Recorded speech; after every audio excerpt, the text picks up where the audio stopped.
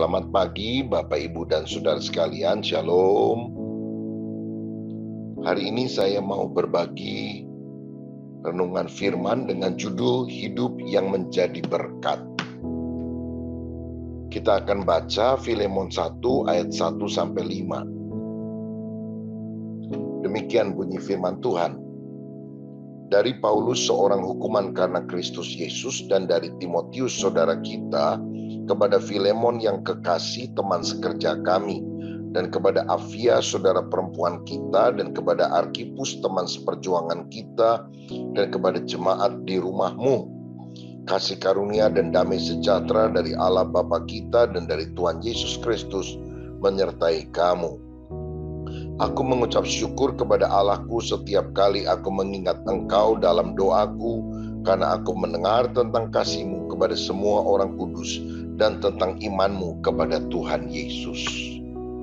Saudara-saudara, Tuhan ingin kita menjadi orang Kristen yang berguna, orang Kristen yang menjadi berkat bagi sesama. Contoh di dalam Alkitab adalah Filemon. Kenapa hidupnya menjadi berkat bagi orang lain? Ada beberapa ciri yang saya temukan dari pembacaan ayat Alkitab. Pertama, karena Filemon adalah orang yang membuka rumahnya untuk persekutuan saudara seiman. Karena di ayat 2 dikatakan, dan kepada Afia saudara perempuan kita, dan kepada Arkipus teman seperjuangan kita, dan kepada jemaat di rumahmu.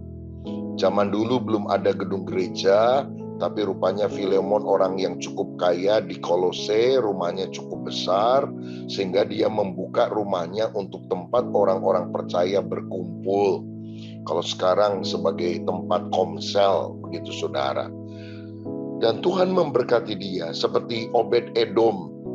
Ketika dititipi tabut perjanjian selama 3 bulan, maka Tuhan memberkati Obed Edom itu. Nah, Tuhan juga mau kita menjadi orang-orang yang membuka rumah kita untuk saudara seiman berdoa, menjadi mentor rohani di SMK Pemuridan, di komunitas sel. Saya percaya kalau kita melakukan hal sedemikian, Tuhan melihat jerih payah kita dan hidup kita dipakai menjadi hidup yang berguna, menjadi berkat. Yang kedua, karena Filemon itu adalah orang yang memiliki kasih yang nyata, sehingga dia menjadi orang yang menjadi berkat bagi sesama. Di ayat 5 dikatakan, karena aku mendengar tentang kasih-Mu kepada semua orang kudus dan tentang iman-Mu kepada Tuhan Yesus Kristus. Saudara, sangat penting untuk kita memiliki iman, tapi iman itu harus nyata dalam perbuatan. Dan iman yang nyata dalam perbuatan adalah tindakan kasih. Menolong orang-orang yang membutuhkan, membantu mereka ketika mereka sedang mengalami kesulitan, mendoakan yang sakit, memberi penghiburan bagi orang yang susah. Kasih yang nyata tidak selalu diwujudkan dalam bentuk pemberian uang, tetapi perhatian, doa, pertolongan kepada orang lain, sehingga hidup kita menjadi bermanfaat bagi orang di sekitar kita. Kalau misalnya ada teman kita yang sakit, ya ibu rumah tangga sakit, maka sebagai seorang teman rohani, seorang wanita, ibu yang lain, orang Kristen, bisa memasak lebih banyak, lalu kemudian sebagian dia berikan kepada temannya yang sakit, sehingga hari itu dia tidak bisa masak untuk suami dan anak-anaknya. Bukankah itu adalah kasih yang nyata, begitu saudara? Yang ketiga, hidup yang bermanfaat, berguna, atau menjadi berkat itu ditandai karena seperti Onesimus, kita harus memiliki hati yang mengampuni. Nah, di dalam ayat 10-16 saya tidak bacakan karena cukup panjang. Filemon itu ternyata orang kaya yang punya budak-budak, dan salah satu budaknya bernama Onesimus. Dan Onesimus ini pernah mencuri di rumah Filemon, lalu lari, saudara-saudara. Dan kemudian dia ketangkep di penjara di kota Roma. ketemu sama Paulus di sana, diinjili, bertobat, saudara. Lalu disuruh kembali lagi ke Kolose untuk tinggal bersama dengan Filemon, kembali kepada bosnya yang dulu. Tetapi Paulus menyertakan surat dan dia bilang, tolong Filemon, terimalah Onesimus ini, mantan budakmu, mantan maling, terima dia sebagai saudara seiman, supaya dia bisa melayani bersama kamu. Wah, ini satu hal yang berat, saudara-saudara. Mengampuni orang yang pernah bersalah, bahkan merugikan kita secara materi, bukan hal yang mudah.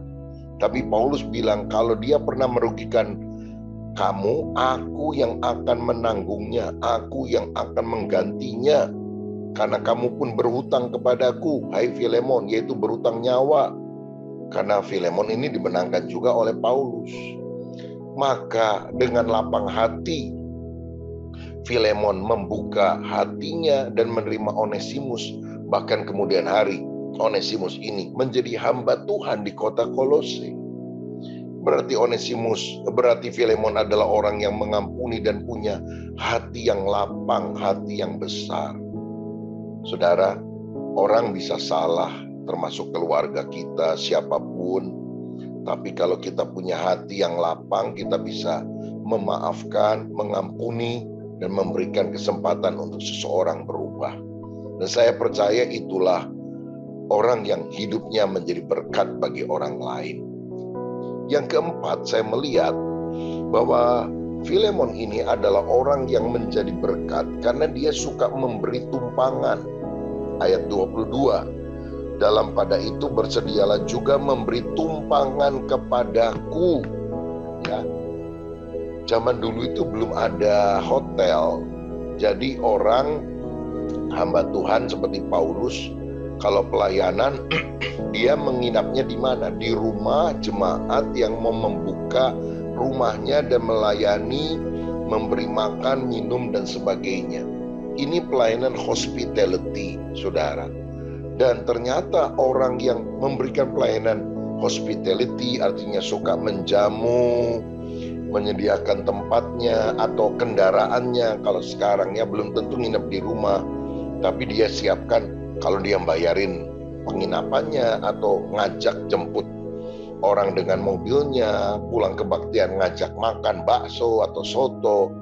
Ya, ada keramah-tamahan yang diberikan, yang diwujudkan juga di dalam mengajak kebersamaan untuk makan dan sebagainya. Itu sudah masuk dalam pelayanan hospitality. Saya melihat orang-orang yang dikaruniai Tuhan pelayanan hospitality ini, itu adalah hal yang menyukakan Tuhan ketika mereka mempraktekannya. Seperti perempuan Sunem yang menyiapkan membangun kamar di atas untuk Nabi Elisa, selalu menginap di rumahnya. Mujizatnya apa? Ketika anak daripada perempuan Sunem ini mati, dibangkitkan oleh Tuhan.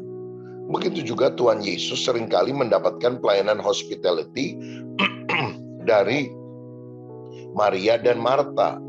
Ya, Maria duduk di bawah kaki Tuhan, Marta sibuk melayani, bikin capcay, puyunghai, barongsai, nikmati bersama-sama dengan murid-muridnya. Karena Yesus kan kalau datang nggak sendirian, sama 12 murid minimal. Tuhan Yesus itu saya percaya makannya dikit, banyak puasa, tapi muridnya itu makan banyak, saudara ya. Kan murid sama gurunya beda dikit. Kalau Yesus ya sedikit makan, kalau muridnya sedikit-sedikit makan gitu, saudara ya. Nah, tapi Marta senang melayani karena dia punya pelayanan hospitality. Mujizatnya apa? Ketika saudaranya Lazarus mati, dibangkitkan oleh Tuhan. Saya percaya sampai hari ini orang yang suka memberi tumpangan, sekali lagi sekarang dalam konteks modern belum tentu membuka rumah untuk orang nginep di rumah karena mungkin rumahnya kecil dan sebagainya. Tapi hospitality itu pelayanan keramah-tamahan yang menjemput orang dengan mobil, mengajak makan, menemani, ngobrol-ngobrol, memperhatikan. Itu Tuhan suka, dan Tuhan akan memberikan berkat yang luar biasa di luar kewajaran. Karena apa? Seperti kasus perempuan Sunem di PL, Maria, Marta, Lazarus di PB. Mujizatnya bukan cuma orang sakit sembuh, tapi orang mati dibangkitkan. Ini berkat yang sangat dahsyat. Dan yang kelima, ciri orang yang menjadi berkat, dan kita juga mau menjadi berkat seperti Filemon itu adalah tekun berdoa. Ayat 22, karena aku harap oleh doamu aku akan dikembalikan kepadamu. Saudara bayangkan, Paulus bilang, aku berharap karena engkau Filemon yang berdoa, maka aku lepas dari penjara dan aku bisa kembali mengunjungi Kolose dan melayani di rumahmu kepada saudara-saudara seiman. Bayangkan seorang rasul hebat percaya kepada doa yang dipanjatkan oleh Filemon. Berarti orang ini adalah orang yang tekun berdoa.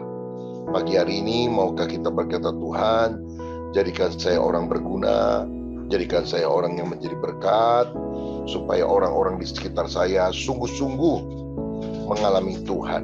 Kenapa ciri orang yang berguna menjadi berkat? Pertama, dia membuka rumah untuk persekutuan saudara seiman, seperti komsel dan sebagainya. Kedua, dia memiliki kasih yang nyata, ya, bantuan-bantuan praktis dalam kehidupan yang membuat orang lain bersyukur dan tertolong. Yang ketiga, punya hati yang mengampuni. Tidak ada dendam, iri, kepahitan, tapi kita menyerahkan seluruh masalah kita kepada Tuhan.